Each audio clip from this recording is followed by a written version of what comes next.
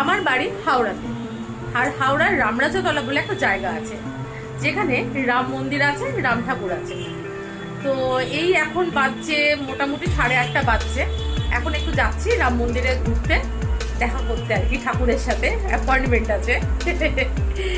দিয়ে একটু ঘুরে গাড়ে কিছু না কিছু কিনে কেটে খাবারের নিয়ে ফিরবো। মেয়ের সাথেই বেরোচ্ছি, চলো তাহলে আমার সাথে।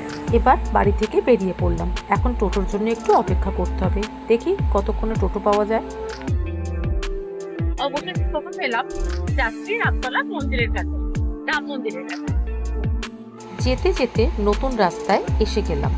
এখানে ট্রাফিক সিগন্যালে প্রায় সময় একটু আটকে যেতে হয়। সিগন্যাল ছেড়ে দিতেই আবার ভিড়ের রাস্তায় সব টোটো চলতে শুরু করলো। অবশেষে টোটো করে রাম মন্দিরে পৌঁছে গেলাম। এবার মন্দিরের ভেতরে ঢুকে পড়লাম। দুধারে পুজোর জিনিস আর নানা রকম দোকান দিয়ে পুরো রাস্তাটা সাজানো। এই রাস্তাটা দিয়ে একটু হেঁটে গেলেই রাম ঠাকুরের মন্দির। চলুন আস্তে আস্তে এগিয়ে গিয়ে রাম ঠাকুরের দর্শন করে আসি।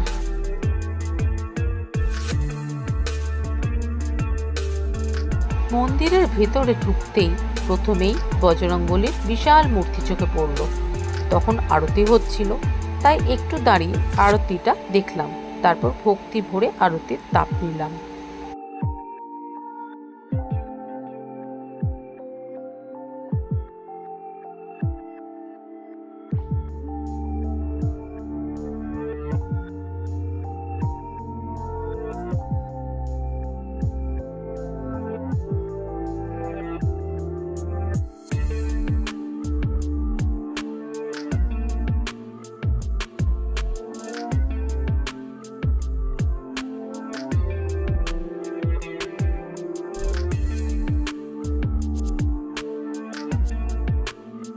হনুমানজির পাশেই রাম ঠাকুরের দর্শন করলাম। ওখানে ফটো তোলা নিষেধ লেখা ছিল, তাই অল্প একটু ভিডিও করেই বন্ধ করে দিলাম। তারপর ভক্তি ভরে প্রণাম করে কিছুক্ষণ দাঁড়িয়ে দর্শন করলাম। এই রাম ঠাকুর বছরে মাত্র 4 মাস এখানে বিরাজমান থাকেন, তাই সারা বছর পুজোর জন্য উল্টো দিকে আলাদা একটা রাম মন্দির তৈরি করা হয়েছে, যেখানে নিত্য পুজো হয়।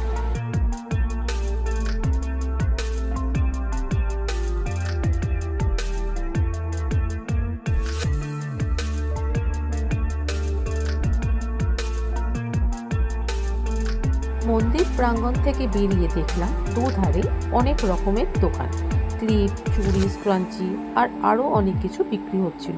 আমরাও একটু দাঁড়িয়ে দেখলাম আর পছন্দ মতো কিছু জিনিস কিনে নিলাম।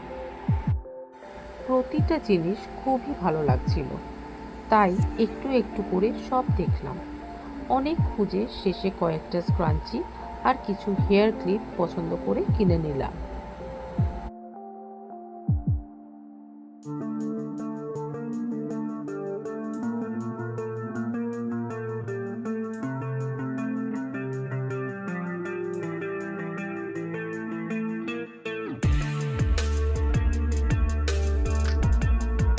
এবার কেনাকাটা শেষ, এখন কিছু খাবার কিনে বাড়ি ফিরব।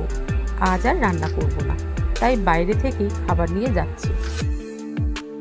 মন্দির থেকে বেরিয়ে দেখলাম ঠিক পেছনের দিকে গরম গরম ফোলা ফোলা ডালপুরি ভাজা হচ্ছে। দেখেই লোভ সামলাতে আর পারলাম না, তাই কয়েকটা গরম ডালপুরি কিনে নিলাম।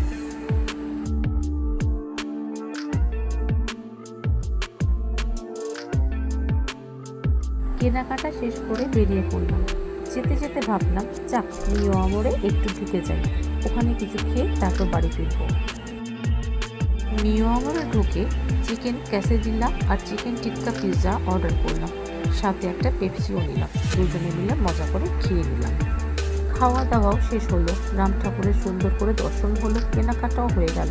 এবার সব কাজ শেষ করে টোটো নিয়ে বাড়ি ফেরার পথে বেরিয়ে পড়লাম।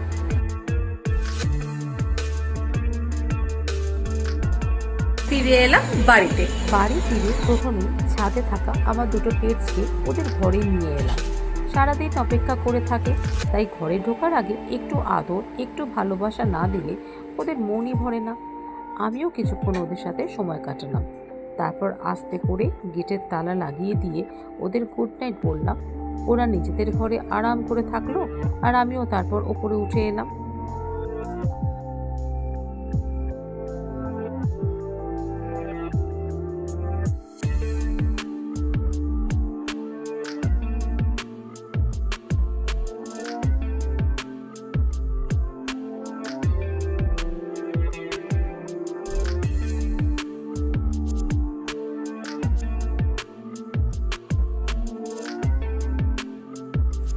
রাম মন্দিরে গেছিলাম, তো ওখানে আমি সিঁদুরের টিপ পড়াতে বলেছিলাম, তো আমাকে টিপ পরিয়েছে, টিপটা মিডিলে না দিয়ে সাইডে। আর এই অবস্থায় আমি পুরো ঘুরে ঘাড়ে চলে এলাম। যাই হোক, ডালপুরি যেটা এনেছি আমি এবার প্লেটিং করছি, চলুন দেখতে চলুন।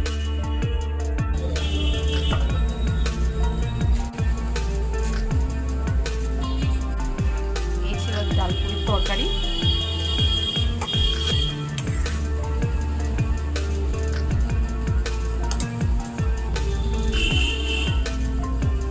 এই ছিল ডালপুরি।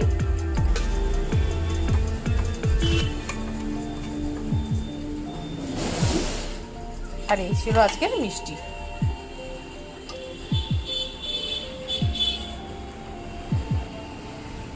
এখানে পেঁয়াজ থাকে আমার, কিন্তু আজকে পেঁয়াজ নেবো না। আজকের ডিনার রেডি। তো আজকের ব্লগ এই অবধি, ফিরে আসবো আবার একটা নতুন ব্লগ নিয়ে। ভালো থাকবেন আপনারা।